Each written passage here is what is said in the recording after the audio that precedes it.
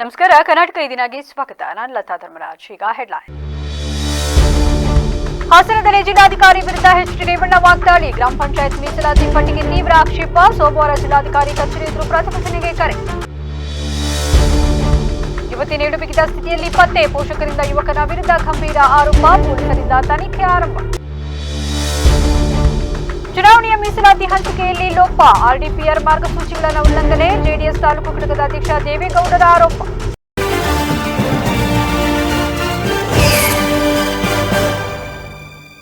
ಗ್ರಾಮ ಪಂಚಾಯಿತಿ ಚುನಾವಣೆಗೆ ಸಂಬಂಧಿಸಿದಂತೆ ಇತ್ತೀಚೆಗೆ ಪ್ರಕಟಿಸಲಾದ ಮೀಸಲಾತಿ ಪಟ್ಟಿಗೆ ಆಕ್ಷೇಪ ವ್ಯಕ್ತಪಡಿಸಿರುವ ಮಾಜಿ ಸಚಿವ ಎಚ್.ಡಿ. ರೇವಣ್ಣ ಅವರು ಹಾಸನ ಜಿಲ್ಲಾಧಿಕಾರಿ ವಿರುದ್ಧ ತೀವ್ರ ವಾಗ್ದಾಳಿ ನಡೆಸಿದ್ದಾರೆ. ನನ್ನ ಜೀವನದಲ್ಲಿ ಇಂತಹ ಜಿಲ್ಲಾಧಿಕಾರಿಯನ್ನ ನಾನು ನೋಡಿಲ್ಲ. ಅವರನ್ನ ಎಲ್ಲಿಂದ ಹಿಡಿದುಕೊಂಡು ಬಂದಿದ್ದಾರೋ ಗೊತ್ತಿಲ್ಲ ಎಂದು ಜಿಲ್ಲಾಧಿಕಾರಿಗಳ ಕಾರ್ಯವೈಖರಿಯನ್ನ ಟೀಕಿಸಿದ್ದಾರೆ. ಇನ್ನು ಈ ಕುರಿತು ಮಾತನಾಡಿರುವ ಅವರು, ತಹಶೀಲ್ದಾರ್ಗಳು ಕಳುಹಿಸಿರುವ ವರದಿಯೇ ಬೇರೆ ಇದ್ದು ಜಿಲ್ಲಾಧಿಕಾರಿಯವರೇ ಅದನ್ನು ಬದಲಿಸಿ ಗ್ರಾಮ ಪಂಚಾಯಿತಿ ಮೀಸಲಾತಿ ಪಟ್ಟಿ ನೀಡಿದ್ದಾರೆ ಎಂದು ರೇವಣ್ಣ ಆರೋಪಿಸಿದ್ದಾರೆ.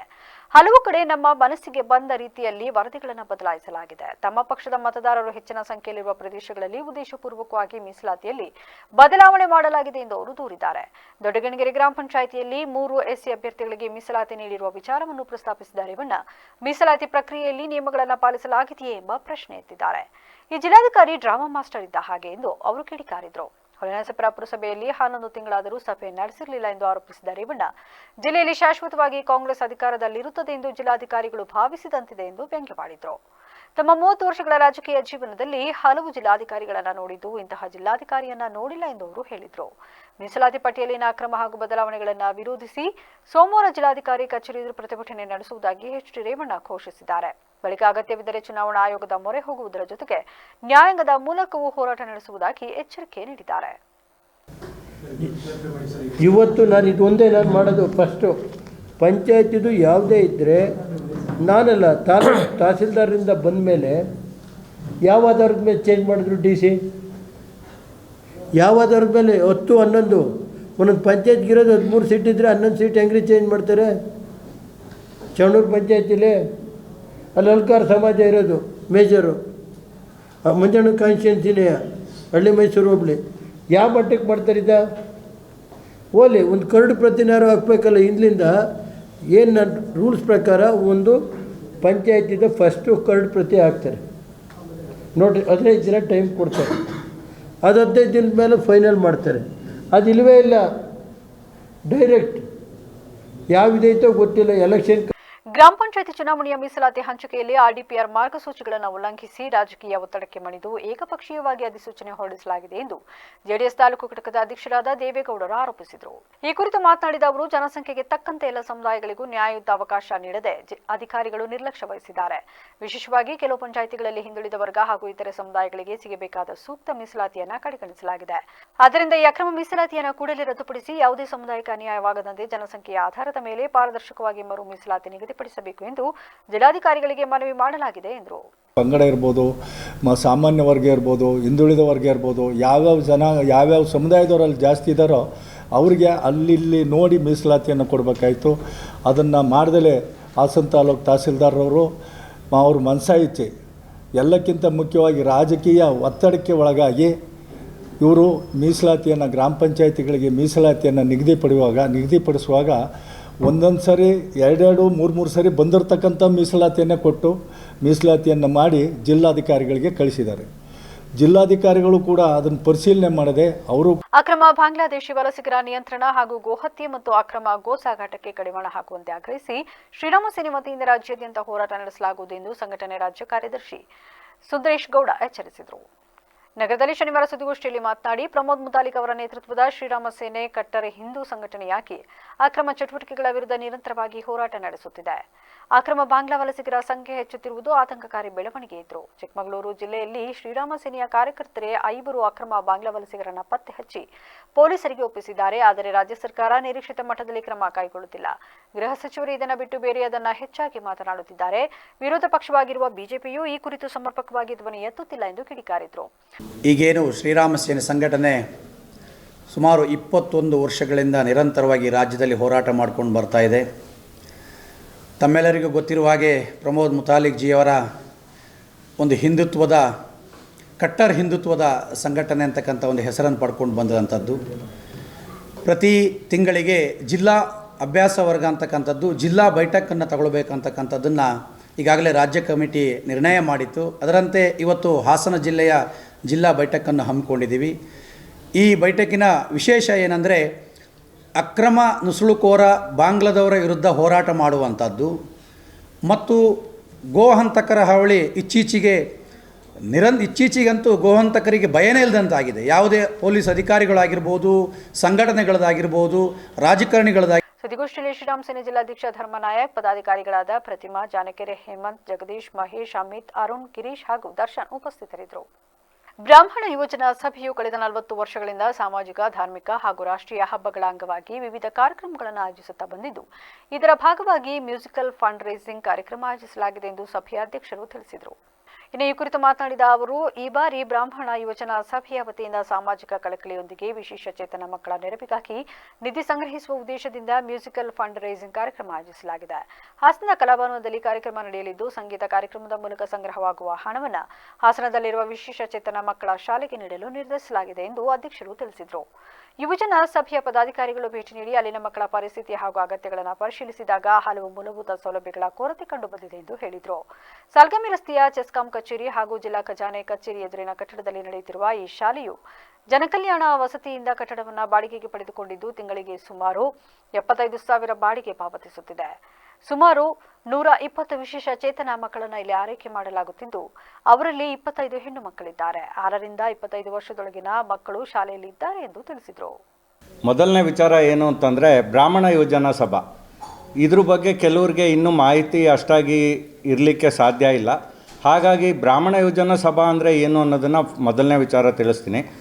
ಈ ಬ್ರಾಹ್ಮಣ ಯೋಜನಾ ಸಭಾ ಅಂತ ಏನು ಅಂತಂದರೆ, ಯುವಕರೆಲ್ಲ ಸೇರಿ ನಮ್ಮ ಒಂದು ಸಮುದಾಯದ ಚಟುವಟಿಕೆಗಳನ್ನ ಮಾಡಬೇಕು ಅಂಥೇಳಿ 40 ವರ್ಷಗಳ ಹಿಂದೆ ಈ ಒಂದು ಬ್ರಾಹ್ಮಣ ಯೋಜನಾ ಸಭಾನ ಹುಟ್ಟು ಹಾಕಿದ್ರು.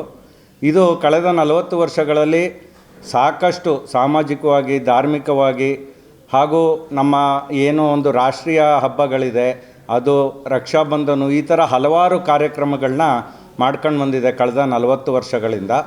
ಇದಕ್ಕೆ ನಾನು ಅಧ್ಯಕ್ಷ ಆಗೋದಕ್ಕಿಂತ ಮುಂಚೆ ಹಲವಾರು ಅಧ್ಯಕ್ಷರು ಯಾರ್ಯಾರಿದ್ದರೂ ಅವರು ತುಂಬ ಒಂದು ಸುಗಮವಾದ ದಾರಿನ ಹಾಕ್ಕೊಟ್ಟಿದ್ದಾರೆ. ಕಳೆದ ಬಾರಿ ನಮ್ಮ ಶ್ರೀಮತಿ ರೂಪಾ ಮುರಳಿ ಅವರು ಅಧ್ಯಕ್ಷರಾಗಿದ್ದರು, ನಾನು ಅಧ್ಯಕ್ಷತೆ ವಹಿಸ್ಕೊಳ್ಳೋದಕ್ಕಿಂತ ಮುಂಚೆ. ಅವರು ಕೂಡ ಭಾಳ ಸಮರ್ಪಕವಾಗಿ 3 ವರ್ಷ ಈ ಒಂದು ಯೋಜನಾ ಸಭೆನ ಮುನ್ನಡೆಸಿದ್ರು. ಈ ಒಂದು 40 ವರ್ಷಗಳ ಒಂದು ಲೆಗಸಿ ನಾವೇನು ಕ್ಯಾರಿ ಮಾಡ್ತಾ ಇದ್ದೀವಿ, ನಮ್ಮ ಮೇಲೆ ಜವಾಬ್ದಾರಿ ಜಾಸ್ತಿ ಇದೆ. ಕರ್ನಾಟಕ ಸರ್ಕಾರವು ಇತ್ತೀಚೆಗೆ ಪ್ರಕಟಿಸಿರುವ ಶಿಕ್ಷಕರ ನೇಮಕಾತಿ ಪ್ರಕ್ರಿಯೆಗೆ ಸಂಬಂಧಿಸಿದಂತೆ ಉರ್ದು ಮಾಧ್ಯಮ ಶಾಲೆಗಳ ಶಿಕ್ಷಕರ ಖಾಲಿ ಹುದ್ದೆಗಳನ್ನು ಸೇರಿಸುವಂತೆ ಮುಸ್ಲಿಂ ಸಂಘಟನೆ ಹಾಗೂ ಉರ್ದು ಅಭಿಮಾನಿಗಳ ಬಳಗದಿಂದ ಜಿಲ್ಲಾಧಿಕಾರಿಗೆ ಮನವಿ ಸಲ್ಲಿಸಿದರು. ಇನ್ನು ಈ ಕುರಿತು ಸಂಘದ ಪದಾಧಿಕಾರಿಗಳು ಮಾತನಾಡಿ, ಕರ್ನಾಟಕ ಸರ್ಕಾರವು ಸುಮಾರು 15,000 ಶಿಕ್ಷಕರ ಖಾಲಿ ಹುದ್ದೆಗಳನ್ನು ಭರ್ತಿ ಮಾಡಲು ಕೈಗೊಂಡಿರುವ ಕ್ರಮವನ್ನು ನಾವು ಸ್ವಾಗತಿಸುತ್ತೇವೆ. ಆದರೆ ನೇಮಕಾತಿ ಪ್ರಕ್ರಿಯೆಯಲ್ಲಿ ಉರ್ದು ಮಾಧ್ಯಮ ಶಿಕ್ಷಕರ ಹುದ್ದೆಗಳಿಗೆ ಸಮರ್ಪಕ ಅವಕಾಶ ನೀಡದಿರುವುದು ಉರ್ದು ಮಾಧ್ಯಮ ಶಾಲೆಗಳ ವಿದ್ಯಾರ್ಥಿಗಳು, ಪೋಷಕರು ಹಾಗೂ ಅರ್ಹ ಶಿಕ್ಷಕಾಕಾಂಕ್ಷಿಗಳಲ್ಲಿ ತೀವ್ರ ಆತಂಕವನ್ನು ಉಂಟು ಮಾಡಿದೆ ಎಂದರು. ಏನು ಕರ್ನಾಟಕ ರಾಜ್ಯ ಸರ್ಕಾರ ಆಗಸ್ಟ್ 11ರಂದು ಒಂದು ನೋಟಿಫಿಕೇಶನ್ ಜಾರಿ ಮಾಡಿದೆ. 15,000 ಟೀಚರ್ಸ್ಗಳಿಗೆ ನಮೂದಿಸಲಿಕ್ಕೆ ಆರ್ಡರ್ ಜಾರಿ ಮಾಡಿದೆ. ಅದರಲ್ಲಿ ಇಡೀ ಕರ್ನಾಟಕದಲ್ಲಿ ಒಂದೇ ಒಂದು ಉರ್ದು ಟೀಚರಿಗೆ ಅದಕ್ಕೋಸ್ಕರ ಯಾವುದೇ ಒಂದು ಇದು ಮಾಡಿಲ್ಲ, ಅದರಲ್ಲಿ ಸೇರ್ಪಡೆ ಮಾಡಿಸಿಲ್ಲ. ಹಾಗಾಗಿ ನಾವಿಲ್ಲಿ ಇವತ್ತು ಎಲ್ಲ ಸೇರಿ ಒಂದು ಒಮ್ಮತವಾಗಿ ಒಂದು DC ಅವರಿಗೆ ಮೆಮೊರಂಡಮ್ ಕೊಡ್ತಾ ಇದ್ದೀವಿ. ಏನು 15,000 ಟೀಚರ್ಸ್ಗೆ ನೀವು ನೋಟಿಫಿಕೇಶನ್ ಮಾಡಿ. ಚನ್ನರಾಯಪಟ್ಟಣದ ಅಂಬಿಕಾ ನಗರದಲ್ಲಿ 19 ವರ್ಷದ BA ವಿದ್ಯಾರ್ಥಿನಿ ರಚಿತಾ ಎಂಬುವರು ನೇಣಿಗೆ ಶರಣಾಗಿರುವ ಘಟನೆ ವರದಿಯಾಗಿದೆ. ಆದರೆ ಇದು ಆತ್ಮಹತ್ಯೆಯಲ್ಲ, ಪ್ರಿಯಕರನೇ ಅತ್ಯಾಚಾರವೆಸಗಿ ಕೊಲೆ ಮಾಡಿದ್ದಾನೆ ಎಂದು ಯುವತಿಯ ಪೋಷಕರು ಗಂಭೀರ ಆರೋಪ ಮಾಡಿದ್ದು, ಪೊಲೀಸರು ಪ್ರಕರಣ ದಾಖಲಿಸಲು ಮೀನಾಮೇಷ ಎಣಿಸುತ್ತಿದ್ದಾರೆ ಎಂದು ಆರೋಪಿಸಿ ಸಾರ್ವಜನಿಕರು ಹಾಗೂ ಮುಖಂಡರು ಪೊಲೀಸ್ ಠಾಣೆ ಮುಂಭಾಗ ಪ್ರತಿಭಟನೆ ನಡೆಸಿದ್ದಾರೆ. ಮೃತ ರಚಿತಾ ಪಟ್ಟಣದ ಬಾಗೂರು ರಸ್ತೆಯ ರೇಣುಕಾಂಬ ರಸ್ತೆಯಲ್ಲಿರುವ ಐಡಿಯಲ್ ಬೇಕರಿಯಲ್ಲಿ ಕೆಲಸ ಮಾಡುತ್ತಿದ್ದ ನವೀನ್ ಎಂಬಾತನನ್ನ ಕಳೆದ 1.5 ವರ್ಷದಿಂದ ಪ್ರೀತಿಸುತ್ತಿದ್ಲು. ವಿಶೇಷವೆಂದರೆ ಅದೇ ಬೇಕರಿಯಲ್ಲಿ ಯುವತಿಯ ತಾಯಿಯೂ ಸಹ ಕೆಲಸ ಮಾಡುತ್ತಿದ್ರು. ಇಂದು ಪ್ರಿಯಕರ ನವೀನ್ ಎಂಬಾತ ರಚಿತಾಳ ಮನೆಗೆ ತೆರಳಿ ಯುವತಿಯ ಮೇಲೆ ದೌರ್ಜನ್ಯವೆಸಗಿ ನಂತರ ನೇಣು ಹಾಕಿ ಕೊಲೆ ಮಾಡಿದ್ದಾನೆ ಎಂದು ಯುವತಿಯ ತಂದೆ ತಾಯಿ ಆರೋಪಿಸಿದ್ದಾರೆ. ಘಟನೆಗೆ ಸಂಬಂಧಿಸಿದಂತೆ ಪಟ್ಟಣದ ಪೊಲೀಸ್ ಠಾಣೆಯಲ್ಲಿ ದೂರು ನೀಡಲು ಹೋದರೆ ಪೊಲೀಸರು ಪ್ರಕರಣ ದಾಖಲಿಸಿಕೊಳ್ಳುತ್ತಿಲ್ಲ ಹಾಗೂ ಆರೋಪಿಯನ್ನು ರಕ್ಷಿಸುವ ಯತ್ನ ಮಾಡುತ್ತಿದ್ದಾರೆ ಎಂದು ಆಕ್ರೋಶ ವ್ಯಕ್ತಪಡಿಸಿದ್ದು, ಯುವತಿಯ ಸಾವಿಗೆ ನ್ಯಾಯ ಒದಗಿಸಬೇಕು ಮತ್ತು ಕೂಡಲೇ ಆರೋಪಿ ವಿರುದ್ಧ FIR ದಾಖಲಿಸಬೇಕೆಂದು ಒತ್ತಾಯಿಸಿ ಸಾರ್ವಜನಿಕರು ಹಾಗೂ ವಿವಿಧ ಪರ ಸಂಘಟನೆಗಳ ಮುಖಂಡರು ಚನ್ನರಾಯಪಟ್ಟಣ ಪೊಲೀಸ್ ಠಾಣೆ ಮುಂಭಾಗ ಜಮಾಯಿಸಿ ಉಗ್ರ ಪ್ರತಿಭಟನೆ ನಡೆಸಿದ್ದಾರೆ. ಏನು ಮುಚ್ಚಿಡ್ತಾ ಇರಲಿಲ್ಲ, ಬೆಟ್ ಕೊಟ್ಟು ಇಬ್ರು ಲಾಕ್ ಓಪನ್ ಮಾಡ್ತಿದ್ದು. ಇವತ್ತು ಲಾಕ್ನು ಇದ್ ಮಾಡವ್ರೆ ಯಾರು ಮಾಡಿಲ್ಲ ಸರ್, ಯಾರು ಇಲ್ಲ ಇಂಥ ಟೈಮಲ್ಲಿ ಯಾರು ಇರಲ್ಲ, ಈಗ ಹೋಗ್ಬೇಕು ಅವನಿಗೆ, ಯಾರು ಯಾವಾಗ ಇರಲ್ಲ ಅಂತ ಎಲ್ಲ ಗೊತ್ತು. ಏನು ಗೊತ್ತಿಲ್ಲ ಸರ್, ಅವನಿಗೆ ಗೊತ್ತು ಈ ಟೈಮಲ್ಲಿ ಇರಲ್ಲ. ಇವರು ನನ್ನ ಮಗಳು ಕರ್ಕೊಬಂದು ಬೇಕ್ರಿಗೆ ಬಿಟ್ಟು ಅಮ್ಮ ಕೆಲ್ಸಕ್ಕೆ ಹೋಗಮ್ಮ, ನಾನು ಕೆಲ್ಸಕ್ಕೆ ಹೋಗ್ಬೇಕು. 11 ಗಂಟೆಲಿ ಫೋನ್ ಮಾಡಿದೆ ಸರ್, ಏನು ಮಾಡ್ತಿದ್ದಿ ಮಗನೇ? ಅಮ್ಮ ನನಗೂ ರಜೆ ಕೊಟ್ಟಿಲ್ಲ, ನೀನು ಬೇಗ ಬಾ, ನಾನು ಕೆಲ್ಸಕ್ಕೆ ಹೋಗ್ತೀನಿ, ಇಬ್ರು 6 ಗಂಟೆಗೆ ಹೋಗಿ ಪೂಜೆ ಮಾಡೋಣ ಅಂತ ಹೇಳಿ 11 ಗಂಟೆಯಲ್ಲಿ ಮಾತಾಡಿದ್ಲು. 11:15 ಫೋನ್ ಮಾಡಿದ್ರೆ ಫೋನ್ ಎತ್ತುತ್ತಾ ಇಲ್ಲ ನನ್ನ ಮಗಳು. ಚೆನ್ನಾಗಿ ತಗೊಂಡಿಲ್ಲ ಸರ್, ಕಂಪ್ಲೇಂಟ್ ಬರ್ಸ್ಕೊಂಡ್ಬಂದ್ರೆ ನವೀನ ಅಂತ ಬರ್ಸಿದ್ರಲ್ಲ, ಅವ್ನ್ ನಿಮ್ ಮನೆಗ್ ಬಂದಿದ್ನ, ಅವ್ನ್ ಸಾಯಿಸಿದ್ ನೋಡಿದ್ರ? ಅವ್ನ್ ಬಂದಿರೋದ್ ಯಾರು ನೋಡಿದ್ರಿ? ಸಾಕ್ಷಿ ಹೇಳ್ತೀರಾ ಅಂತ ಅವ್ರು ಕೇಳ್ತಾರೆ. ಕಂಪ್ಲೇಂಟ್ ತಗೋಬೇಕಲ್ವಾ ಸರ್? ಏನು ಬೇಕಾದ್ರೂ ಮಾಡ್ಬೋದು ಅಂದರೆ ಸಮಾಜದಲ್ಲಿ ಇಂಥ ಹೆಣ್ಮಕ್ಳಿಗೆ ಇನ್ನೂ ಬಾರಿ ಬಾರಿ ಅನ್ಯಾಯ ಆಯ್ತದೆ ಆಯಿತಾ. ಇವತ್ತು ಇವನ್ನ ಖಂಡಿಸಿ ಅವನಿಗೆ ಸರಿಯಾದಿಗೆ ಶಿಕ್ಷೆ ಮಾಡಿದ್ರೆ, ನಮಗೆ ನ್ಯಾಯ ಕೊಡಿಸಿದ್ರೆ ಇಡೀ ಪ್ರಪಂಚದಲ್ಲಿ ಎಲ್ಲ ಹುಡುಗರು ಎಚ್ಚರಿಸ್ಕೋತಾರೆ. ಇಲ್ಲಿ ಜನ ಏನೂ ಆಗಲ್ಲ, ಮುಂದಕ್ಕೆ ಹೆದರಿಕೆ ಅನ್ನೋದು ಬರ್ತದೆ. ನೆನ್ನೆ ಹಬ್ಬದ ದಿವಸ ಅವ್ನು ಮಾಡಿದ್ರು ಇಷ್ಟೊತ್ತಾರು ಟೇಷನ್ಗೆ ಕರೆಸಿಲ್ಲ ಅವನ್ನ ಅಂದರೆ ಇಂಪ್ಲೆನ್ಸು ದುಡ್ಡಿದ್ರೆ ಏನು ಬೇಕಾದ್ರೂ ಮಾಡ್ಬೋದು, ಬಡವರು ಹೆಣ್ಮಕ್ಳು ಮಾಡ್ಬೋದು ಅನ್ನೋದ ಇಡೀ ಪ್ರಪಂಚದಲ್ಲೇ ಹುಡುಗರುಗಳು ತಿಳ್ಕೊತಾರೆ. ಇಂಥವು ಇನ್ನೂ ಸಾವಿರಾರು ಆಯ್ತವೆ ಈ ಪೊಲೀಸ್ನರಿಂದ. ಈಗ ಅವನ್ನ ಖಂಡಿಸಿ ಅವನಿಗೆ ನ್ಯಾಯ ಈಗ ಏನು ಅಂದರೆ ಅವನಿಗೆ ಶಿಕ್ಷೆ ಮಾಡಿ ನಮ್ಮ ತಂಗಿಗೆ ನ್ಯಾಯ ಕೊಡಿಸ್ಕೊಟ್ರೆ, ಸರಿಯಾದ ಶಿಕ್ಷೆ ಕೊಟ್ಟು ನನ್ನ ತಂಗಿಗೆ ನ್ಯಾಯ ತೋರಿಸ್ಕೊಟ್ರೆ ಎಷ್ಟೋ ಸಂಸಾರಗಳು ಉಳ್ಕೋತವೆ, ತಿಳಿದು ಹುಡುಗರುಗಳು ನಡೀತವೆ. ಮತ್ತು ನಾವು ಸಣ್ಣ ಸಮಾಜದವರು, ಮುಡಿವಾಳ ಸಮಾಜದವರು ನಮಗೆ ನ್ಯಾಯ ಕೊಡಿಸ್ಬೇಕು. ಈಗ ದುಡ್ಡು ಎಲ್ಲ ಮೇನು, ಎಲ್ಲರ ತಾವು ದುಡ್ಡು ಇರ್ತದೆ. ದುಡ್ಡಿದ್ಬಿಟ್ಟು ಯಾವುದೇ ಕಾರಣಕ್ಕೂ ಹಿಂಗೆ ಒಬ್ಬರು ಜೀವ ತೆಗಿಬೋದು ಅನ್ನೋದಾದರೆ ಎಲ್ಲ ಅದೇ ಬುದ್ಧಿ ಕಲ್ತ್ಕೋತಾರೆ. ಪೊಲೀಸ್ನವರು ಏನು ನ್ಯಾಯ ಐತೆ ಅದ ಕರೆಕ್ಟಾಗಿ ತನಿಖೆ ಮಾಡಿ ನಮಗೆ ನ್ಯಾಯ ತೋರಿಸ್ಕೊಡ್ಬೇಕು. ಅಣ್ಣ ಬೆಳಗ್ಗೆ ನಾನು ಇತ್ತಲ್ಲ 11 ಗಂಟೆಗೆ ಮನೆ ಬಿಟ್ಟವನು, 12-1:15 ಮನೆಗೆ ಹೋದೆ. ಮನೇಲಿ ಹೋಗಿ ಹಿಂದ್ಗಡೆ ಬಾಗ ತೆಗೆದಾದ ಇನ್ನು ಒಳಗೆ ಹೋದೆ. ಯಾರ ಕಾರಣ ಫೋನ್ ಮಾಡಿದೆ, ಫೋನ್ ರೇಷು ಅಲ್ಲಲ್ಲ, ನೀರು ಕುಡಿ ಅಂತ ಹೋದೆ ರೂಮ್ಗೆ. ಅಲ್ಲಿ ನೇಣಾಕ್ಯಂದು ಅವನೇ ಬಂದು ಯಾವನೂ ಇಲ್ಲ ಅಣ್ಣ, ಅವನೇ ನವೀನನೇ ನಮ್ಮ ಮಗನೇ ಮಣ್ಣಾಳು ಬಂದೋಯ್ದ. ಅವರಿಗೆ ಮಗಳಿಗೆ 20 ವರ್ಷ. ನಿನ್ನೆ ಸಂಜೆ ಕಂಪ್ಲೇಂಟಲ್ಲಿ ಬರೆದಿದ್ದಾರೆ. ಆಸ್ಪತ್ರೆಯಿಂದ ಕರ್ಕೊಬರ್ಬೇಕಾದ್ರೆ ಮಧ್ಯಂತರದಲ್ಲಿ ಜೀವವಾಯಿತು ಅಂದ್ಬಿಟ್ಟು ಕಂಪ್ಲೇಂಟಲ್ಲಿ ರಾತ್ರಿ ಬರ್ತಾರೆ. ರೈತರ ಸಂಘದವರೆಲ್ಲ ಬಂದು ಎಲ್ಲ ಅವ್ರು ಹೇಳಿದಾಗ ಆವಾಗ ಕಂಪ್ಲೇಂಟ್ ತೊಗೋತಾ ಇದ್ದಾರೆ. 9 ಗಂಟೆ ರಾತ್ರಿ ಕಂಪ್ಲೇಂಟ್ ತಂದು 1 ಗಂಟೆಯಲ್ಲಿ ಡೆತ್ ಆಗಿರೋದು, 9 ಗಂಟೆ ರಾತ್ರಿ ಕಂಪ್ಲೇಂಟ್ ಆಗ್ತಾ ಇದ್ದಾರೆ. 4-5 ಸತಿ ಕಂಪ್ಲೇಂಟ್ ಅದು ಸರಿ ಇಲ್ಲ ಇದು ಸರಿ ಇಲ್ಲ ಅಂತ ವಾಪಸ್ ಕಳಿಸಿದ್ದಾರೆ. ಸಾಕ್ಷಿ ತಬನ್ನಿ ಮತ್ತು ರಾಜೀನಾಮೆಗೂ ಕರೆಸಿದ್ದಾರೆ. ರಾಜೀನಾಮೆ ಮಾಡಿಸ್ತೀವಿ ಅಂದ್ಬಿಟ್ಟು ರಾಜೀನಾಮೆ ಕರೆಸಿದ್ದಾರೆ. ಅಲ್ಲಿ ಅಕ್ಕಪಕ್ಕರೆಲ್ಲ ಇವ್ರನ್ನ ತಂದೆ ತಾಯಿನ ಕರ್ಕೊಂಡು ಹೋಗೋದು, ರಾಜಿ ಮಾಡಿಸ್ತೀನಿ ಅಂದ್ಬಿಟ್ಟು ಎಲ್ಲ ಇದು ಮಾಡಿದ್ದಾರೆ. ಈ ಥರ ಈಗ ಹುಡುಗಿಗೆ ಏನಿಲ್ಲ, ನ್ಯಾಯ ಕೊಡಿಸಿ ಅಷ್ಟೇ ಕೇಳೋದು. ಎಲ್ಲ ಇಡೀ ನಮ್ಮ ಊರಲ್ಲೇ ಬಂದವರೆ ನ್ಯಾಯ ಕೊಡಿಸಿ ಅಂತಲೇ ಕೇಳಕ್ಕೆ ಬಂದಿರೋದು ಎಲ್ಲರೂ. ದಯವಿಟ್ಟು ಇದೊಂದು ಬಡವರಿಗೆಲ್ಲ ನ್ಯಾಯ ಸಿಗಬೇಕು ಅಂದ್ಬಿಟ್ಟು ಇದನ್ನು ಹೋರಾಡ್ತಿದ್ದೀವಿ ಅಷ್ಟೇ, ಇನ್ನೇನಿಲ್ಲ. ಹೊಸ ಸರ್ಕಾರ ರಚನೆಯಾಗಿ ವಿಧಾನಸಭಾ ಅಧಿವೇಶನ ನಡೆಯುವ ಸಂದರ್ಭದಲ್ಲಿ ನ್ಯಾಯಯುತ ಬೇಡಿಕೆಗಳ ಈಡೇರಿಕೆಗಾಗಿ ಆಗಸ್ಟ್ 25ರಂದು ಎಲ್ಲಾ ಜಿಲ್ಲಾ ಕೇಂದ್ರಗಳಲ್ಲಿ ಜಿಲ್ಲಾ ಅಧಿಕಾರಿಗಳ ಕಚೇರಿ ಮುಂದೆ ಹೋರಾಟ ನಡೆಸಲು ತೀರ್ಮಾನಿಸಲಾಗಿದೆ ಎಂದು ಕರ್ನಾಟಕ ರಾಜ್ಯ ಅಂಗನವಾಡಿ ಕಾರ್ಯಕರ್ತೆಯರು ಮತ್ತು ಸಹಾಯಕರ ಫೆಡರೇಷನ್ ತಿಳಿಸಿದೆ. ಇನ್ನು ಈ ಕುರಿತು ಮಾತನಾಡಿರುವ ಅವರು 2-3 ತಿಂಗಳಿಂದ ಬಾಕಿ ಇರುವ ಗೌರವಧನವನ್ನು ಕೂಡಲೇ ಬಿಡುಗಡೆ ಮಾಡಬೇಕು. ಎಸ್ಐಆರ್ ಸಮೀಕ್ಷೆ, ಜಾತಿ ಪ್ರಮಾಣ ಪತ್ರಗಳನ್ನು ಮನೆ ಮನೆಗೆ ವಿತರಿಸುವುದು ಹಾಗೂ ಗೃಹಲಕ್ಷ್ಮಿ ಸಮೀಕ್ಷೆ ಸೇರಿದಂತೆ ಅಂಗನವಾಡಿ ಕೆಲಸಕ್ಕೆ ಸಂಬಂಧಿಸಿದ ಹೆಚ್ಚುವರಿ ಕೆಲಸಗಳಿಂದ ಕಾರ್ಯಕರ್ತೆಯರನ್ನು ಮುಕ್ತಗೊಳಿಸಬೇಕು. 11ನೇ ವೇತನ ಆಯೋಗದ ಶಿಫಾರಸು ಅಥವಾ ಗ್ರಾಜ್ಯುಟಿ ಸೇರಿದಂತೆ ಬಾಕಿ ಇರುವ ಸೌಲಭ್ಯಗಳನ್ನು ಜಾರಿಗೊಳಿಸಬೇಕು. ಪ್ರಭಾರ ಭತ್ಯೆಯನ್ನ, ತುಟಿ ಭತ್ಯೆಯನ್ನ ಹೆಚ್ಚಿಸಬೇಕು. ಋತುಚಕ್ರದ ರಜೆ ಹಾಗೂ ಸಂಬಳ ಸಹಿತ ವೈದ್ಯಕೀಯ ರಜೆ ನೀಡಬೇಕು. ಜಿಲ್ಲೆ ಹಾಗೂ ತಾಲೂಕು ಮಟ್ಟದಲ್ಲಿರುವ ಸ್ಥಳೀಯ ಸಮಸ್ಯೆಗಳು ಮತ್ತು ಬೇಡಿಕೆಗಳನ್ನು ಸಹ ತಕ್ಷಣ ಪರಿಹರಿಸಬೇಕು ಎಂದರು. ಪ್ರಿಯಾಂಕಾ ಗಾಂಧಿಯವರು ಆಶ್ವಾಸನೆ ಕೊಟ್ಟಿದ್ರೆ ವಿನಃ ಅದು ಜಾರಿಗೆ ಬರಲಿಲ್ಲ. ಅದು ನಮ್ಗೆ ಆಗಬೇಕು. ಅಂಗನವಾಡಿಗಳಲ್ಲಿ ಸುದೀರ್ಘವಾಗಿ 2011ರಿಂದ ನಿವೃತ್ತಿ ಪಡೆದಿರ್ತಕ್ಕಂಥ ಅಂಗನವಾಡಿ ಕಾರ್ಯಕರ್ತೆಯರಿಗೆ ಇದುವರೆಗೂ ಗ್ರ್ಯಾಜ್ಯುಟಿಯನ್ನು ಜಾರಿಗೊಳಿಸಲಿಲ್ಲ. ಅದಾಗಬೇಕು. ಅಂಗನವಾಡಿ ಕೇಂದ್ರಗಳ ಕೆಲಸಗಳ ಜವಾಬ್ದಾರಿ ಹೆಚ್ಚುವರಿಯಾಗಿ ನಮಗೆ ಇತರೆ ಇಲಾಖೆಗಳ ಕೆಲಸ ಕೊಡ್ತಾಯಿದ್ದಾರೆ. BLOಗಳು ಕೆಲಸ ಕೊಡ್ತಾಯಿದ್ದಾರೆ. SIR ಮಾಡೋಕ್ಕಾಗ್ತಾಯಿಲ್ಲ, ತುಂಬ ತೊಂದರೆ ಆಗ್ತಾಯಿದೆ. ಇತರೆ ಇಲಾಖೆಗಳ ಕೆಲಸವನ್ನು ನಮಗೆ ಬಿಡಿಸ್ಬೇಕು ಅಂತ ನಾವು ಕೇಳ್ಕೊತಾ ಇದ್ದೀವಿ. SIR ಆಲ್ರೆಡಿ ಮಾಡಿದ್ದೀವಿ, ನಮಗೆ ಗೌರವಧನ ಹೆಚ್ಚುವರಿಯಾಗಿ ಕೊಡಬೇಕು ಅಂತ ಸರ್ಕಾರದಲ್ಲಿ ಮನವಿ ಮಾಡ್ಕೊತಾ ಇದ್ದೀವಿ. ಎರಡರಲ್ಲಿ ಮಾಹಿತಿ ಪ್ರಕಾರ ನಮಗೆ ಅದು ಸರಿಯಾದ ರೀತಿ ದೃಢೀಕರಿಸೋಕ್ಕಾಗ್ತಾ ಇಲ್ಲ. ಅದರಿಂದ ಫಾರಮನ್ನು ದೃಢೀಕರಿಸಿ ಅಂಚೆ ಮೂಲಕ ಅವ್ರ ವಿಳಾಸಗಳು. ಬೇಲೂರು ತಾಲೂಕಿನ ಬಿಕ್ಕೂಡು ಹೋಬಳಿ ಕೋಡಿಹಳ್ಳಿ ಗ್ರಾಮದ ಸಮೀಪ ಹಿಂಡು ಹಿಂಡಾಗಿ ಕಾಡಾನೆಗಳು ಕಾಣಿಸಿಕೊಂಡಿದ್ದು ಗ್ರಾಮಸ್ಥರು ಹಾಗೂ ವಾಹನ ಸವಾರರಲ್ಲಿ ಆತಂಕ ಮೂಡಿದೆ. ಅರಣ್ಯ ಪ್ರದೇಶದಿಂದ ಗ್ರಾಮಗಳತ್ತ ಕಾಡಾನೆಗಳು ಆಗಾಗ್ಗೆ ಬರುತ್ತಿರುವ ಹಿನ್ನೆಲೆಯಲ್ಲಿ ಸ್ಥಳೀಯರು ಭಯಭೀತರಾಗಿದ್ದಾರೆ. ಕಾಡಾನೆಗಳ ಹಾವಳಿ ಹೆಚ್ಚುತ್ತಿರುವುದರಿಂದ ರೈತರು ತಮ್ಮ ಜಮೀನು ಹಾಗೂ ತೋಟಗಳಿಗೆ ತೆರಳಲು ಆತಂಕ ಪಡುವಂತಾಗಿದೆ. ಬೇಲೂರು ತಾಲೂಕಿನ ಬಿಕ್ಕೂಡು ಭಾಗದಲ್ಲಿ ಈ ಹಿಂದೆ ಕೂಡ ಹೆಚ್ಚಿನ ಸಂಖ್ಯೆಯಲ್ಲಿ ಕಾಡಾನೆಗಳ ಹಿಂಡು ಕಾಣಿಸಿಕೊಂಡಿರುವ ವರದಿಗಳಿವೆ. ಕಾಡಾನೆಗಳ ಚಲನವಲನದ ಬಗ್ಗೆ ಅರಣ್ಯ ಇಲಾಖೆ ಮುನ್ನೆಚ್ಚರಿಕೆ ವಹಿಸಿ ಗ್ರಾಮಸ್ಥರ ಸುರಕ್ಷತೆಗೆ ಅಗತ್ಯ ಕ್ರಮ ಕೈಗೊಳ್ಳಬೇಕು ಎಂದು ಸ್ಥಳೀಯರು ಒತ್ತಾಯಿಸಿದ್ದಾರೆ. ಕರ್ನಾಟಕ ಆರ್ಯವೈಶ್ಯ ಮಹಾಸಭಾದ ವತಿಯಿಂದ ಡಿಸೆಂಬರ್ 25, 26 ಹಾಗೂ 27ರಂದು ಬೆಂಗಳೂರಿನ ಅರಮನೆ ಮೈದಾನದಲ್ಲಿ ಹಮ್ಮಿಕೊಳ್ಳಲಾಗಿರುವ ವರ್ಲ್ಡ್ ಆರ್ಯವೈಶ್ಯ ಸಮಿಟ್ ಹಾಗೂ ಗ್ಲೋಬಲ್ ಆಕ್ಸಿಲರೇಟರ್ ಮಿಷನ್ ಸಮಿಟ್ 2026ರ ಪ್ರಚಾರ ಆಂದೋಲನ ಹಾಗೂ ರೋಡ್ ಶೋಗೆ ಪಟ್ಟಣದ ಶ್ರೀ ಲಕ್ಷ್ಮೀ ನರಸಿಂಹಸ್ವಾಮಿ ದೇವಾಲಯದ ಮುಂಭಾಗದಲ್ಲಿ ಚಾಲನೆ ನೀಡಲಾಯಿತು. ತಾಲೂಕು ಜೆಡಿಎಸ್ ಅಧ್ಯಕ್ಷ ಎಚ್.ಎಸ್. ಪುಟ್ಟಸೋಮಪ್ಪ, ತಾಲೂಕು ಕನ್ನಡ ಸಾಹಿತ್ಯ ಪರಿಷತ್ ಅಧ್ಯಕ್ಷ ಆರ್.ವಿ. ಪುಟ್ಟೇಗೌಡ ಸೇರಿದಂತೆ ಇತರ ಗಣ್ಯರು ಜಿಎವಿಎಸ್ ಕರಪತ್ರಗಳನ್ನು ಬಿಡುಗಡೆಗೊಳಿಸಿ ಪ್ರಚಾರ ವಾಹನಕ್ಕೆ ಚಾಲನೆ ನೀಡಿದರು. ಸಮಾರಂಭದಲ್ಲಿ ಮಾತನಾಡಿದ ಎ.ಆರ್. ರವಿಕುಮಾರ್, ಸಮುದಾಯದ ಯುವಜನರು, ಉದ್ಯಮಿಗಳು ಹಾಗೂ ವಿದ್ಯಾರ್ಥಿಗಳ ಭವಿಷ್ಯದ ಉಜ್ವಲ ದೃಷ್ಟಿಯಿಂದ ಮಹಾಸಭೆಯು ಈ ಜಾಗತಿಕ ಮಟ್ಟದ ಬೃಹತ್ ಸಮಾವೇಶವನ್ನು ಆಯೋಜಿಸುತ್ತಿದ್ದು, ಇದರ ಮೂಲಕ ಸುಮಾರು 10,000 ನಿರುದ್ಯೋಗಿ ಯುವಕ ಯುವತಿಯರಿಗೆ ಬೃಹತ್ ಉದ್ಯೋಗಾವಕಾಶ ಕಲ್ಪಿಸುವ ಯೋಜನೆ.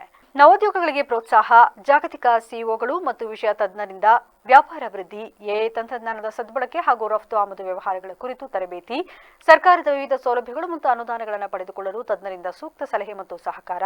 ಈ ವರ್ಷದಿಂದ ಆರಂಭಗೊಂಡು ಮುಂದಿನ 10 ವರ್ಷಗಳ ಕಾಲ ಪ್ರತಿ 2 ವರ್ಷಕ್ಕೊಮ್ಮೆ ಸಮಾವೇಶವನ್ನು ನಿರಂತರವಾಗಿ ನಡೆಸಲು ನಿರ್ಧರಿಸಲಾಗಿದೆ ಎಂದಿದ್ದಾರೆ. ಎಲ್ಲ ಸಮಾಜದ ವ್ಯಕ್ತಿಗಳಿಗೆ ಸಾಧ್ಯವಾದಷ್ಟು ಸಹಾಯ ಸಹಕಾರವನ್ನು ಈವರೆಗೆ ಮಾಡ್ಕೊಂಡ್ಬಂದಿದ್ದೇವೆ. ಅದರ ಜೊತೆಯಲ್ಲಿ ಕರ್ನಾಟಕ ಆರ್ಯವೈಶ್ಯ ಮಹಾಸಭಾ ಈ ಯೋಜನೆಗಳ ಜೊತೆಯಲ್ಲೇ ಇಡೀ ನಮ್ಮ ಸಮಾಜಕ್ಕೆ ಮತ್ತು ನಮ್ಮ ಸಮುದಾಯಕ್ಕೆ ಬೇಕಾದಂತಹ ಆರ್ಥಿಕವಾದ ಎಲ್ಲ ಏನು ಈ GAVSಗೆ ಸಂಬಂಧಪಟ್ಟಂತಹ ಸದಸ್ಯರಿದ್ದೀರಿ, ಜೊತೆಗೆ ಆಗಮಿಸಿರ್ತಕ್ಕಂತಹ ಎಲ್ಲ ಬಂಧುಗಳೇ, ಮಾಧ್ಯಮದ ಸ್ನೇಹಿತರೆ, ಈ ದಿನ GAVS ಅನ್ನತಕ್ಕಂತಹ ಒಂದು ವಿಶೇಷವಾದಂತಹ ವಿನೂತವಾದಂತಹ ಮತ್ತೆ ಈ ಪ್ರಚಾರ ಆಂದೋಲನದಲ್ಲಿ ಮಾಜಿ ಪುರಸಭೆ ಅಧ್ಯಕ್ಷ ಕೆ ಶ್ರೀಧರ್, ಎಸ್ಬಿಸಿ ಬ್ಯಾಂಕ್ ಅಧ್ಯಕ್ಷ S Gokul, A Jagannath, Muralidhar Gupta, HP Ramesh, Srikanth ಸೇರಿದಂತೆ ಸಮುದಾಯದ ಗಣ್ಯರು ಹಾಗೂ ಸಾರ್ವಜನಿಕರು ಪಾಲ್ಗೊಂಡಿದ್ದರು. ಕ್ಷೇತ್ರದ ಅಭಿವೃದ್ಧಿಗಾಗಿ ಮುಖ್ಯಮಂತ್ರಿ ಡಿಕೆ ಶಿವಕುಮಾರ್ ಅವರನ್ನ ಭೇಟಿ ಮಾಡಿ ಅನುದಾನ ಹಾಗೂ ಅಭಿವೃದ್ಧಿ ಯೋಜನೆಗಳನ್ನು ತರಬೇಕೇ ಹೊರತು ಬೇರೆ ಉದ್ದೇಶಗಳಿಗಾಗಿ ಭೇಟಿ ನೀಡುತ್ತಿದ್ದಾರೆಯೇ ಎಂಬುದನ್ನು ಶಾಸಕರು ಜನರಿಗೆ ಸ್ಪಷ್ಟಪಡಿಸಬೇಕು ಎಂದು ಮಾಜಿ ಸಚಿವ ಬಿ ಶಿವರಾಮ್ ಪ್ರಶ್ನಿಸಿದ್ದಾರೆ.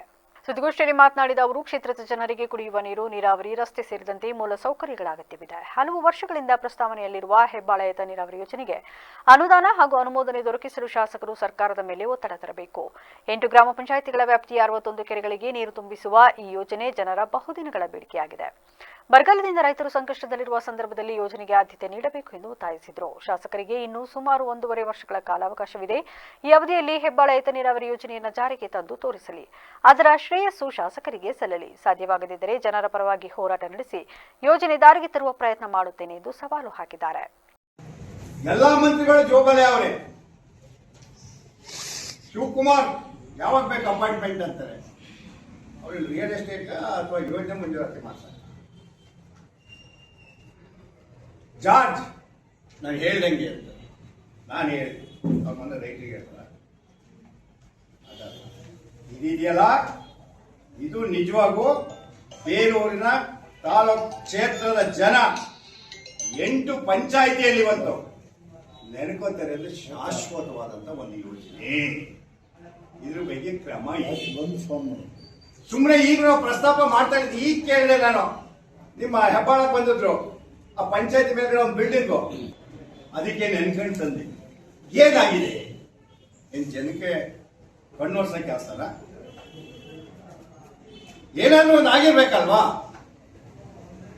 ಹೌದಲ್ವ? ಈಗ ನಾನು ಜನ ಒತ್ತಾಯ ಮಾಡ್ತೀನಿ, ಜನಾನೇ ಎಚ್ಚೆತ್ತು ಈ ಯೋಜನೆಗೆ ಬಲವಾಗಿ ಶಾಸಕರನ್ನ ಮಾಡಿ ಅಂತಾನೆ ಕೇಳಬೇಕು. ಆಗಲಿಲ್ಲ ಅಂತ ಹೇಳಿ ನಾ ಮಾಡ್ತೀನಿ. ನಾನು ಸವಾಲಾಗಿ ಸ್ವೀಕರಿಸಕ್ಕೆ ಹೇಳಿದ್ದೀನಿ. ಯಾಕೆ ಅಂದ್ರೆ ಶಾಸಕರು ನಮ್ಮ ಕೆಲವರು ಮಾತಾಡ್ತಾರೆ, ಶಾಸಕರು ಕೆಲಸ ಮಾಡೋಕೆ ಅಡ್ಡಿ ಮಾಡ್ತಾರೆ ಶಿವರಾಮು. ಇವೆಲ್ಲ ಪತ್ರಿಕಾಗೋಷ್ಠಿಯಲ್ಲಿ ಕಿಸಾನ್ ಘಟಕದ ತಾಲೂಕು ಅಧ್ಯಕ್ಷ ಕುಮಾರ್, ಬಿಕ್ಕೋಡು ಹೋಬಳಿ ಘಟಕದ ಅಧ್ಯಕ್ಷ ಮಲ್ಲಿಕಾರ್ಜುನ, ಕಾಂಗ್ರೆಸ್ ಮುಖಂಡರಾದ ನಾಗೇಶ್, ರಘು ಸೇರಿದಂತೆ ಹಲವರು ಹಾಜರಿದ್ದರು. ಕೂಡಲೇ ತಾಲೂಕು ಕಚೇರಿ ಮುಂಭಾಗದಲ್ಲಿರುವ ಡಾಕ್ಟರ್ ಬಿಆರ್ ಅಂಬೇಡ್ಕರ್ ಅವರ ಪ್ರತಿಮೆಯನ್ನು ತಾಲೂಕು ಆಡಳಿತ ವತಿಯಿಂದ ಉದ್ಘಾಟಿಸಬೇಕು, ಇಲ್ಲದೆ ಹೋದ ಪಕ್ಷದಲ್ಲಿ ಅರಬಿತ್ತಲೆಯ ಪ್ರತಿಭಟನೆಯನ್ನು ನಡೆಸಲಾಗುವುದು ಎಂದು ಸಾಮಾಜಿಕ ಹೋರಾಟಗಾರ ನಂಜುಂಡ ಅವರು ತಿಳಿಸಿದ್ದಾರೆ. ಸುದ್ದಿಗೋಷ್ಠಿಯಲ್ಲಿ ಮಾತನಾಡಿದ ಅವರು, ಭಾರತ ರತ್ನ ಸಂವಿಧಾನ ಶಿಲ್ಪಿ ಡಾಕ್ಟರ್ ಬಿಆರ್ ಅಂಬೇಡ್ಕರ್ ಅವರ ಪ್ರತಿಮೆಯ ಕಾಮಗಾರಿಯು ಪೂರ್ಣಗೊಂಡು ಈಗಾಗಲೇ 10 ತಿಂಗಳು ಕಳೆದಿದೆ. ಆದರೂ ಕೂಡ ಅನಾವರಣ ಮಾಡಲು ಇಲ್ಲಿಯವರೆಗೆ ಯಾರಿಂದಲೂ ಆಗಿರುವುದಿಲ್ಲ. ಆದರೆ ಡಾಕ್ಟರ್ ಬಿಆರ್ ಅಂಬೇಡ್ಕರ್ ಅವರ ಪ್ರತಿಮೆಗೆ ಟಾರ್ಪಲ್ ಅನ್ನು ಮುಚ್ಚಿದ್ದಾರೆ. ಯಾವ ಉದ್ದೇಶಕ್ಕಾಗಿ ಅಂಬೇಡ್ಕರ್ ಪ್ರತಿಮೆಯನ್ನು ಅನಾವರಣ ಮಾಡಲು ತಾಲೂಕು ಆಡಳಿತ ವಿಳಂಬ ಮಾಡುತ್ತಿದೆ? ಆ ಕಾರಣದ ಹಿನ್ನೆಲೆಯನ್ನು ಕೂಡಲೇ ತಾಲೂಕು ಆಡಳಿತ ನೀಡಬೇಕು ಅಥವಾ ಕೂಡಲೇ ಉದ್ಘಾಟನೆ ಮಾಡಲು ಮುಂದಾಗಬೇಕು. ಈಗಾಗಲೇ ತಾಲೂಕಿನ ವಿವಿಧ ಪರ ಸಂಘಟನೆಗಳು ಅನೇಕ ಬಾರಿ ತಾಲೂಕು ಆಡಳಿತಕ್ಕೆ ಅರ್ಜಿಯನ್ನು ಸಹ ನೀಡಿದೆ. ಆದರೂ ಕೂಡ ಯಾವುದೇ ರೀತಿಯ ಪ್ರಯೋಜನ ಆಗದೇ ಇರುವ ಹಿನ್ನೆಲೆ ಆಗಸ್ಟ್ 25 ತಾಲೂಕಿನ ನಿಜಪರ ಸಂಘಟನೆಗಳು, ಸಾರ್ವಜನಿಕರು, ಎಲ್ಲ ಸಂಘ ಸಂಸ್ಥೆಯವರ ನೇತೃತ್ವದಲ್ಲಿ ತಾಲೂಕು ಕಚೇರಿ ಬಳಿ ಇರುವ ಡಾಕ್ಟರ್ ಬಿಆರ್ ಅಂಬೇಡ್ಕರ್ ಅವರ ಪ್ರತಿಮೆಯ ಮುಂಭಾಗದಲ್ಲಿ ಅರಬಿತ್ತಲೆ ಚಳುವಳಿಯನ್ನು ನಡೆಸಲಾಗುವುದು ಎಂದು ತಿಳಿಸಿದ್ದಾರೆ. ಪ್ರಗತಿಪರ ಸಂಘಟನೆಗಳು, ಹಿರಿಯ ಕಿರಿಯ ಪ್ರಜ್ಞಾವಂತ ನಾಗರಿಕರು ಅಂಬೇಡ್ಕರ್ ಪ್ರತಿಮೆಗೆ ಟಾರ್ಪಲ್ ಸುತ್ತಿ 10 ತಿಂಗಳಿಂದ ಪ್ರತಿಮೆಯನ್ನು ಅನಾವರಣ ಮಾಡದೆ ತಾಲೂಕು ಆಡಳಿತ ಡಾಕ್ಟರ್ ಬಿಆರ್ ಅಂಬೇಡ್ಕರ್ ಅವರಿಗೆ ಅವಮಾನ ಮಾಡುತ್ತಿದೆ. ಇಂಥ ಕುಲಗೆಟ್ಟ ತಾಲೂಕು ಆಡಳಿತಕ್ಕೆ ಧಿಕ್ಕಾರ, ಧಿಕ್ಕಾರ, ಧಿಕ್ಕಾರ, ಧಿಕ್ಕಾರ. ಸುದ್ದಿಗೋಷ್ಠಿಯ ಸಂದರ್ಭದಲ್ಲಿ ಸಮಾಜ ಸೇವಕರಾದ ಗಂಗಾಧರ್ ಪರ್ಮಾ, ವಿಶ್ವನಾಥ್ ಗನ್ನಿ, ಗ್ರಾಮ ಪಂಚಾಯಿತಿ ಸದಸ್ಯ ಮಣಿಕಂಠ ಕುಮಾರ್ ಮುಂತಾದವರು ಹಾಜರಿದ್ದರು. ಹಿಂದುಳಿದ ವರ್ಗಗಳ ಅಭಿವೃದ್ಧಿಗಾಗಿ ಶಿಕ್ಷಣ, ಬಡವರ ಅಭಿವೃದ್ಧಿಗಾಗಿ ಜಮೀನು ನೀಡಿದ ಮಾಜಿ ಮುಖ್ಯಮಂತ್ರಿ ಡಿ ದೇವರಾಜ ಅರಸು ಹಿಂದುಳಿದ ವರ್ಗಗಳ ಹರಿಕಾರ ಎಂದು ತಾಲೂಕು ಹಿಂದುಳಿದ ವರ್ಗಗಳ ಒಕ್ಕೂಟದ ಅಧ್ಯಕ್ಷ ಕೃಷ್ಣೇಗೌಡ ತಿಳಿಸಿದರು. ಅರ್ಕಲಗೂಡು ಪಟ್ಟಣದಲ್ಲಿ ಆಯೋಜಿಸಿದ್ದ ಡಿ ದೇವರಾಜ ಅರಸು ಅವರ 111ನೇ ಜನ್ಮದಿನಾಚರಣೆ ಕಾರ್ಯಕ್ರಮ ಉದ್ಘಾಟಿಸಿ ಮಾತನಾಡಿದ ಅವರು, ಅರಸು ಅವರು ಅಧಿಕಾರದಲ್ಲಿದ್ದ ಸಮಯದಲ್ಲಿ ತೊಂದರೆ ಅನುಭವಿಸಿದ್ದೇ ಹೆಚ್ಚು. ತನ್ನ ಕಷ್ಟ ನೋವುಗಳನ್ನು ಮರೆತು ದೀನದಲಿತರ ಅಭಿವೃದ್ಧಿಗಾಗಿ ಪಣ ತೊಟ್ಟು ಅದರಂತೆ ನಡೆದ ಧೀಮಂತ ನಾಯಕರಾಗಿದ್ದರು ಎಂದಿದ್ದಾರೆ. ಪ್ರಧಾನ ಭಾಷಣ ಮಾಡಿದ ಮಾನವ ಸಂಪನ್ಮೂಲ ಇಲಾಖೆ ಅಧಿಕಾರಿ ವಿದ್ಯಾರಾಜ ಅರಸ್ ಮಾತನಾಡಿ, ರಾಜಕೀಯದಿಂದ ಸಮಾಜ ಅಭಿವೃದ್ಧಿಗೆ ಉತ್ತಮ ಕೆಲಸ ಮಾಡಬಹುದು ಎಂಬ ನಂಬಿಕೆ ಇಟ್ಟಿದ್ದ ವ್ಯಕ್ತಿ ಅರಸು ಅವರು. ಮುಖ್ಯಮಂತ್ರಿಯಾಗಿ ರಾಜ್ಯದ ಅಭಿವೃದ್ಧಿಗಾಗಿ ಅನೇಕ ಯೋಜನೆಗಳನ್ನು ಜಾರಿಗೆ ತಂದಿದ್ರು. ಹಿಂದುಳಿದ ವರ್ಗಗಳ ಆಯೋಗ ರಚನೆ, ಭಾಗ್ಯ ಜ್ಯೋತಿ ಯೋಜನೆ ಮೂಲಕ ರಾಜ್ಯದ 40,000 ಮನೆಗೆ ವಿದ್ಯುತ್ ನೀಡಿದ್ರು. 518 ವಸತಿ ನಿಲಯ ಪ್ರಾರಂಭ, ಭೂ ಸುಧಾರಣೆ ಕಾಯ್ದೆಯಿಂದ 21 ಲಕ್ಷ ಎಕರೆ 14 ಲಕ್ಷ ಜನರಿಗೆ ವಿತರಿಸುವ ಮೂಲಕ ಭೂ ಒಡೆಯನಾಗಿ ಮಾಡಿದ್ರು. ಇಂತಹ ಮಹನೀಯರ ಹುಟ್ಟುಹಬ್ಬ ಪ್ರತಿ ಮನೆಗಳಲ್ಲಿ ಆಚರಣೆ ಮಾಡುವ ಮೂಲಕ ಅವರ ಆದರ್ಶ ಪಾಲಿಸುವಂತಾಗಬೇಕು ಎಂದರು. ನೀನು ಬೆಂಗಳೂರು ಹೋದ ತಕ್ಷಣ ನನಗೆ ನೆನಪು ಮಾಡಿ ಇದನ್ನ ಆದೇಶ ಮಾಡಬೇಕು ಅಂತ ಅಲ್ಲೇ ಹೇಳ್ತಾರಂತೆ ಅವ್ರ ಬಿಎಗೆ. ಅಲ್ಲಿ ಭಾಗ್ಯ ಜ್ಯೋತಿ ಸ್ಕೀಮ್ ಅನ್ನೋದು ಶುರುವಾಗ್ತದೆ.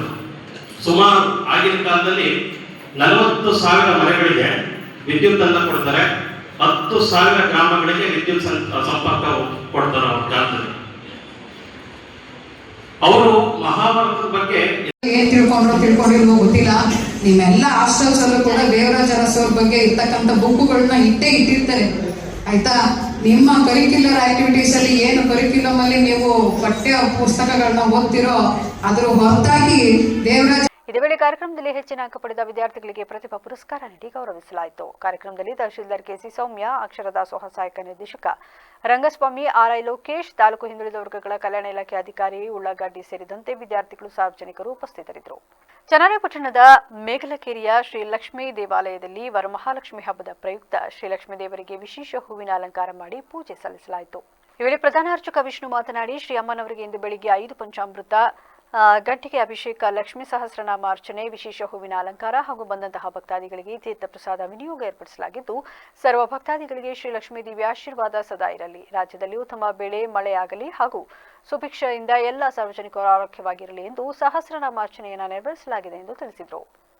ವಿಷ್ಣು ಪತ್ನಿ ಚ ಧೀಮಹಿ ತನ್ನೋ ಮಹಾಲಕ್ಷ್ಮಿ ಪ್ರಚೋದಿತ. ಆತ್ಮೀಯ ಬಂಧುಗಳಿಗೆ ವರಮಹಾಲಕ್ಷ್ಮಿ ಹಬ್ಬದ ಆರ್ಥಿಕ ಶುಭಾಶಯಗಳೊಂದಿಗೆ ವರಮಹಾಲಕ್ಷ್ಮಿ ದೇವಾಲಯದಲ್ಲಿ ಬೆಳಗಿನ ಜಾವದಲ್ಲಿ ತಾಯಿಗೆ ಫಲಪಂಚಾಮೃತ ಅಭಿಷೇಕ ಸೇವೆ, ಸಹಸ್ರ ಕುಂಕುಮಾರ್ಚನೆ, ಅದಾದ ನಂತರದಲ್ಲಿ ಮಹಾಮಂಗಳಾರತಿ, ಅದಾದ ನಂತರದಲ್ಲಿ ಸರ್ವ ಭಕ್ತಾದಿಗಳಿಗೂ ಕೂಡ ತೀರ್ಥ ಪ್ರಸಾದ ವಿನಿಯೋಗವಿರುತ್ತದೆ. ವಿಶೇಷವಾಗಿ ಅಲಂಕಾರ. ಯಾವ ಗ್ರಾಮದಲ್ಲಿ ಎಷ್ಟು ಪ್ರಮಾಣದಲ್ಲಿ ಬೆಳೆ ವಿಮೆ ಮಂಜೂರಾತಿಯಾಗಿದೆ ಎಂಬ ಅಧಿಕೃತ ಮಾಹಿತಿ ಹಾಗೂ ಬೆಳೆ ಇಳುವರಿ ಪ್ರಮಾಣ ನಿಗದಿ ವರದಿಯನ್ನು ಮುಚ್ಚಿಡಲಾಗುತ್ತಿದ್ದು, ಸರ್ಕಾರದ ಈ ಧೋರಣೆಯನ್ನು ನೋಡಿದರೆ ಪ್ರಸ್ತುತ ಬೆಳೆ ವಿಮೆಗೆ ತಂದೆಯೂ ಇಲ್ಲ ತಾಯಿಯೂ ಇಲ್ಲ ಎನ್ನುವಂತಾಗಿದೆ ಎಂದು ಜೆಡಿಎಸ್ ಮುಖಂಡ ಪ್ರವೀಣ್ ಜಾಧವ್ ತೀವ್ರವಾಗಿ ಆಕ್ರೋಶ ವ್ಯಕ್ತಪಡಿಸಿದ್ದಾರೆ. ಸುದ್ದಿಗೋಷ್ಠಿ ನಡೆಸಿ ಮಾತನಾಡಿದ ಅವರು ಯಾವ ಗ್ರಾಮಕ್ಕೆ ಎಷ್ಟು ಬೆಳೆ ವಿಮೆ ಮಂಜೂರಾಗಿದೆ ಎಂಬುದನ್ನು ಮತ್ತು ಬೆಳೆ ಇಳುವರಿ ವರದಿಯನ್ನು ಬಹಿರಂಗಪಡಿಸದೆ ಇಲಾಖೆಯು ಮುಚ್ಚುಡಿತಿರುವುದು ರೈತರಿಗೆ ಎಸಗುತ್ತಿರುವ ದೊಡ್ಡ ದ್ರೋಹ ಎಂದು ಆರೋಪಿಸಿದರಲ್ಲದೆ ರೈತರಿಗೆ ಆಗುತ್ತಿರುವ ಅನ್ಯಾಯವನ್ನು ವಿರೋಧಿಸಿ ಹಾಗೂ ಕೂಡಲೇ ಸರಿಯಾದ ಬೆಳೆ ವಿಮೆ ಪರಿಹಾರವನ್ನು ಬಿಡುಗಡೆ ಮಾಡಬೇಕೆಂದು ಒತ್ತಾಯಿಸಿದ್ದಾರೆ. ಏನಂತಂದ್ರೆ ಇಲ್ಲಿ ಕರ್ನಾಟಕ ರಾಜ್ಯ ಆಗಲಿ ಕಲಬುರಗಿ ಜಿಲ್ಲೆ ಆಗಲಿ ಸಂಪೂರ್ಣವಾಗಿ ಮಳೆ ಬರ್ತಾ ಇಲ್ಲ. ಆದ ಕಡೆಯಿಂದ ಎಲ್ಲ ರೈತರಿಗೆ ಬಹಳ ದೊಡ್ಡ ಸಮಸ್ಯೆಯಲ್ಲಿ ಇದ್ದಾರೆ. ಆದ ಕಾರಣ ನಮ್ಮ ಜಿಲ್ಲಾ ಅಧ್ಯಕ್ಷರಾದ ಮಾರ್ಗದರ್ಶನವರೆಗೂ ನಾವೇನು ಮಾಡ್ತಾ ಇದ್ದೀವಿ ಸರ್. ಬರುವ ದಿನಾಂಕ 25 ತಾರೀಕಿನಿಂದ ಮಂಡ್ಯ ಜಿಲ್ಲೆಯ ಕೇರ್ಪೇಟೆ ತಾಲೂಕಿನ ಗೊರವೆ ಗ್ರಾಮದಲ್ಲಿ ಬೈಕನ್ನ ಅಡ್ಡಾದಿಡ್ಡಿಯಾಗಿ ಚಾಲನೆ ಮಾಡಬೇಡಿ, ನಿಧಾನವಾಗಿ ಓಡಿಸಿ ಎಂದು ಹಿತವಚನ ಹೇಳಿದ ವ್ಯಕ್ತಿಯೊಬ್ಬರ ಮೇಲೆ ಪುಂಡ ಯುವಕನೊಬ್ಬ ಮನಮಂದಂತೆ ಹಲ್ಲೆ ನಡೆಸಿ ಗಂಭೀರವಾಗಿ ಗಾಯಗೊಳಿಸಿರುವ ಅಮಾನವೀಯ ಘಟನೆ ವರದಿಯಾಗಿದೆ.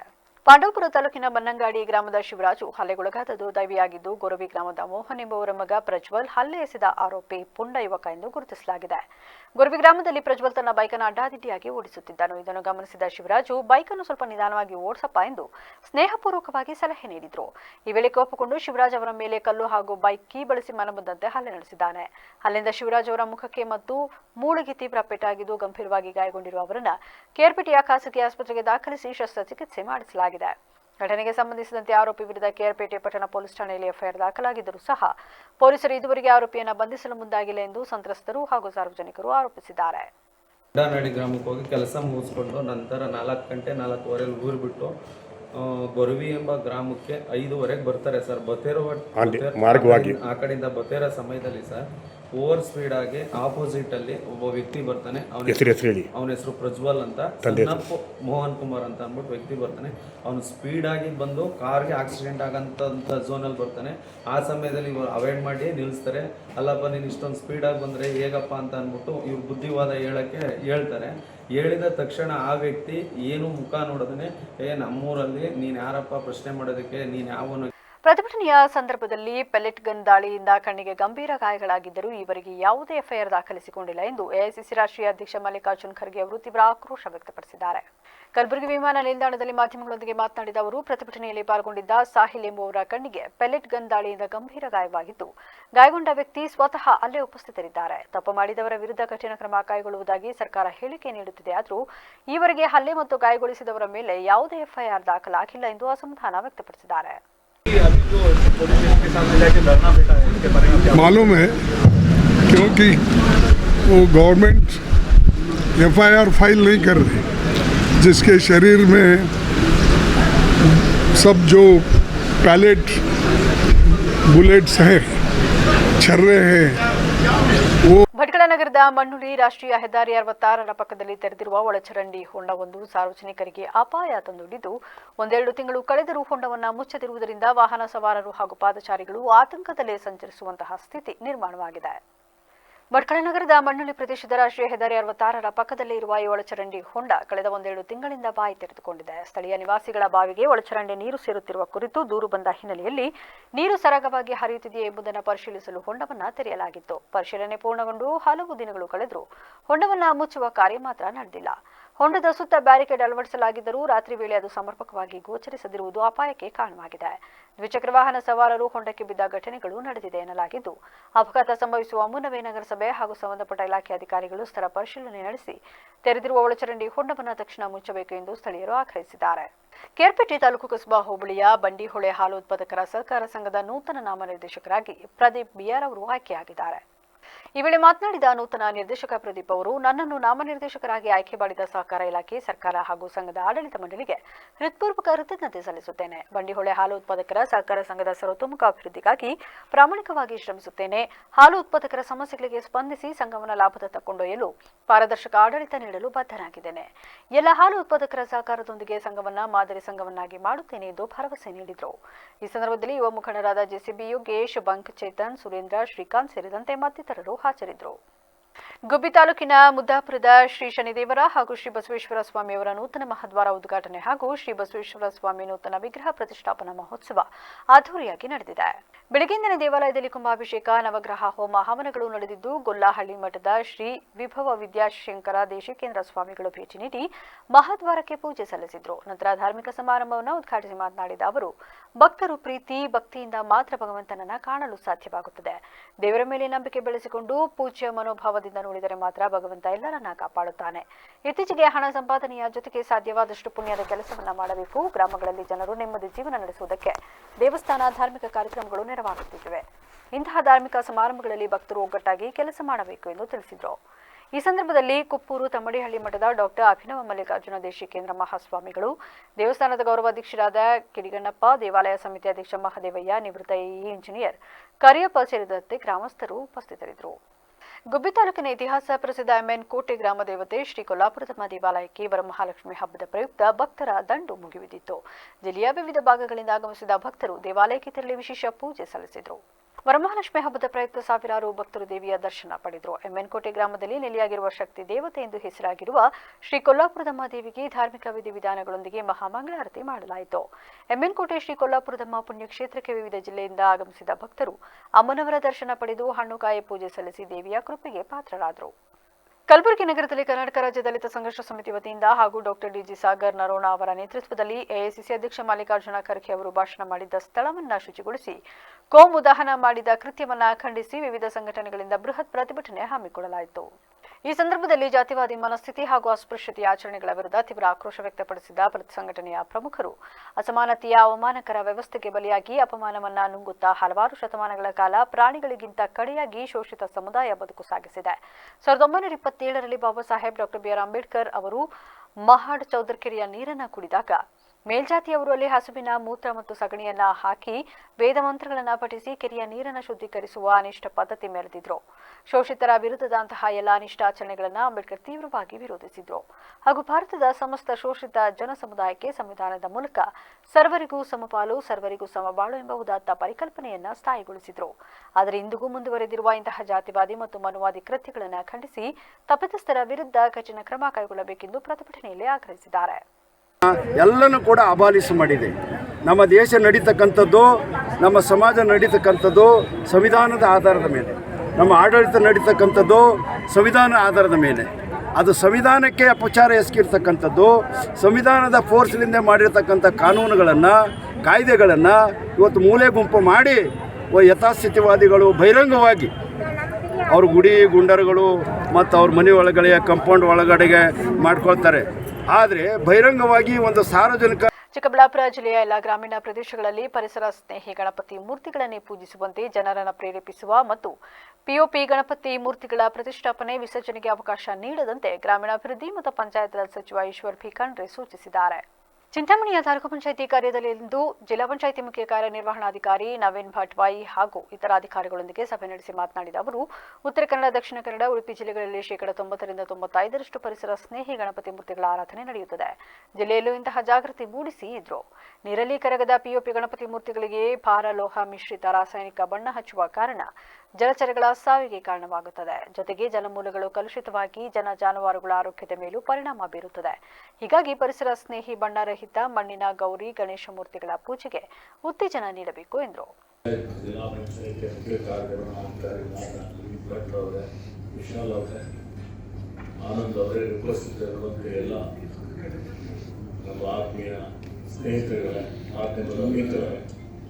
ಇವತ್ತು ಬಹಳ ಖುಷಿ ಆಗ್ತಾ ಇದೆ, ಹೆಮ್ಮೆ ಆಗ್ತಾ ಅನಿಸ್ತಾ ಇದೆ.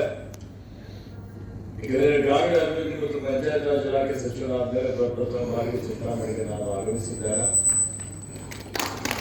ಅದರಲ್ಲಿ ನನ್ನ ಆತ್ಮೀಯ ಸ್ನೇಹಿತರಾದಂಥ CMC ಸುಧಾಕರ್ ಅವರು ಮೊದಲು ನನಗೆ ಆಹ್ವಾನ ಮಾಡಿದಂತಹ ಸಂದರ್ಭದಲ್ಲಿ ಈ ವಿಷಯಗಳನ್ನು ನನಗೆ ಮಾಹಿತಿ ಕೊಟ್ಟರು. ಕರ್ನಾಟಕ ವಿಧಾನಸಭಾಧ್ಯಕ್ಷರಾದ ಜಿಎಸ್ ಪಾಟೀಲ್ ಅವರು ಇಂದು ಕುಕನೂರು ತಾಲೂಕಿನ ಕುದ್ರಿಮೋತಿಯ ಶ್ರೀ ವಿಜಯ ಮಹಾಂತೇಶ್ವರ ಸಂಸ್ಥಾನ ಮಠಕ್ಕೆ ಭೇಟಿ ನೀಡಿ ಶ್ರೀಗಳಿಂದ ಆಶೀರ್ವಾದ ಪಡೆದಿದ್ದಾರೆ. ನಂತರ ಮಾತನಾಡಿದ ಅವರು, ಕುದ್ರಿಮೋತಿ ಸಂಸ್ಥಾನವು ಶಿಕ್ಷಣ ಮತ್ತು ಧಾರ್ಮಿಕ ಕ್ಷೇತ್ರದಲ್ಲಿ ಉತ್ತಮ ಸಾಧನೆ ಮಾಡಿದೆ. ಪ್ರತಿ ವರ್ಷವೂ ಜಾತ್ರೆ, ಸಾಮೂಹಿಕ ಮದುವೆ ಮೂಲಕ ಬಡವರ ಕಣ್ಣು ತೆರೆಸುವ ಕೆಲಸ ಮಾಡಿದೆ ಎಂದರಲ್ಲದೆ ಈ ಮಠದ ಬಗ್ಗೆ ತಮಗೆ ಅವಿನಾಭಾವ ಭಕ್ತಿ ಇದೆ ಎಂದು ತಿಳಿಸಿದರು. ಈ ವೇಳೆ ಪೂಜ್ಯ ವಿಜಯ ಮಹಾಂತೇಶ್ ಮಹಾಸ್ವಾಮಿಗಳು, ಮುಖಂಡರಾದ ಎಸ್ ಪಾಟೀಲ್, ಫರೀದಾ ಬೇಗಂ, ಮಂಜುನಾಥ್, ಘಟಪ್ಪನವರ ಸೇರಿದಂತೆ ಇತರರು ಹಾಜರಿದ್ದರು.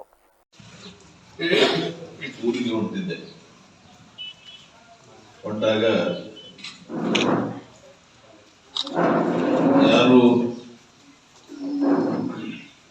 ಈ ಪ್ರಜಾಪ್ರಭುತ್ವದ ವ್ಯವಸ್ಥೆಯಲ್ಲಿ ಕೆಲಸ ಮಾಡಿದವ್ರಿಗೆ ಪ್ರೋತ್ಸಾಹ ಮತ್ತು ಹೌದು ಹೌದು ಎನ್ನುವ ಪೂಜ್ಯರು ಕೊನೆಯಲ್ಲಿ ಮತ್ತೊಮ್ಮೆ ಹೆಡ್ಲೈನ್ಸ್. ಹಾಸನದಲ್ಲಿ ಜಿಲ್ಲಾಧಿಕಾರಿ ವಿರುದ್ಧ ಎಚ್.ಡಿ. ರೇವಣ್ಣ ವಾಗ್ದಾಳಿ. ಗ್ರಾಮ ಪಂಚಾಯತ್ ಮೀಸಲಾತಿ ಪಟ್ಟಿಗೆ ತೀವ್ರ ಆಕ್ಷೇಪ. ಸೋಮವಾರ ಜಿಲ್ಲಾಧಿಕಾರಿ ಕಚೇರಿ ಎದುರು ಪ್ರತಿಭಟನೆಗೆ ಕರೆ. ಯುವತಿ ನೇಣುಬಿಗಿದ ಸ್ಥಿತಿಯಲ್ಲಿ ಪತ್ತೆ. ಪೋಷಕರಿಂದ ಯುವಕನ ವಿರುದ್ಧ ಗಂಭೀರ ಆರೋಪ. ಪೊಲೀಸರಿಂದ ತನಿಖೆ ಆರಂಭ. ಚುನಾವಣೆಯ ಮೀಸಲಾತಿ ಹಂಚಿಕೆಯಲ್ಲಿ ಲೋಪ. ಆರ್ಡಿಪಿಆರ್ ಮಾರ್ಗಸೂಚಿಗಳ ಉಲ್ಲಂಘನೆ. ಜೆಡಿಎಸ್ ತಾಲೂಕು ಘಟಕದ ಅಧ್ಯಕ್ಷ ದೇವೇಗೌಡರ ಆರೋಪ.